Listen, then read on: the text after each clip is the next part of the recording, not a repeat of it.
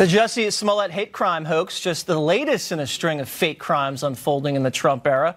But hoaxes go way back. Just ask Obama chief strategist David Axelrod. In Chicago, there was an old tradition of throwing a brick through your own campaign office window and then calling a press conference to say that you'd been attacked. Here to run us through some of the hate crime hoaxes making headlines, freelance journalist Andy No. So, Andy, you made a lot of news this week because you posted on your Twitter feed all of these hate crime hoaxes going back. There's just dozens and dozens of them. It really picked up, I think, right during the Trump election, but right even for that summer, all the death threats at these Jewish community centers across the country. Everybody blamed Trump supporters. The rise of Trump, this is what we were going to see if Trump were elected. What really happened with those threats, though? The incident you're referring to was perpetrated by Juan Thompson, a black man who used to be a reporter with left-wing media outlet The Intercept.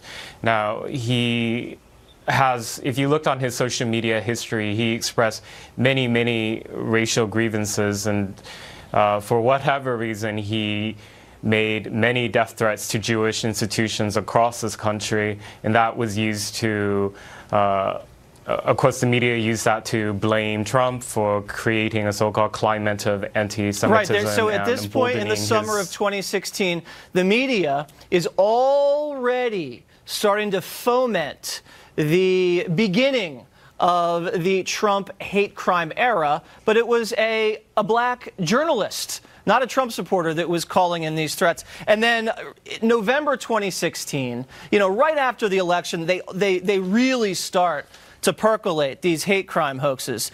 South Philly neighborhood vandalized with pro-Trump, anti-black messages, Trump rules, black bitch spray painted onto cars and homes. That's just one example. What happened there? Well, it was a black man who was responsible for that. And I think that particular incident highlights that not only are these hoaxes amoral, they're not really good liars. Nobody says Trump's rules, similar to like nobody would say this is MAGA country. Yeah, I know. Some of these slogans, these things don't come out of the mouths of Trump supporters. Trump rules. This is MAGA country. I mean, alarm bells go off. I mean, I have dozens and dozens of, swastikas being painted, people writing the N-word all over things. And in case after case after case, these people are perpetrating hoaxes, and these are not Trump supporters that are doing it. We're not saying that hate crimes don't exist. They do, and they're horrific, and they should be prosecuted to the fullest extent of the law, but fake crimes also need to be prosecuted. In your opinion, and you've studied this and you've seen this, psychologically, why do people commit hate crime hoaxes? I have not studied this academically, but it's of my view that because I was in university not too long ago, and the prevailing ethos and culture there was that of grievance and victimhood. And I think what we're witnessing now is that this grievance ideology and victimhood culture has leaked out of the academe into mainstream society, culture, and politics. We're seeing it really as a cynical ploy being used particularly by some Democratic presidential hopefuls. I think it's emblematic of an illness in America where we are essentially worshiping victimhood. And I think the lesson to be learned is that to expect more of this, as long as skepticism and caution is demonized and that we are told over and over to always believe an alleged victim.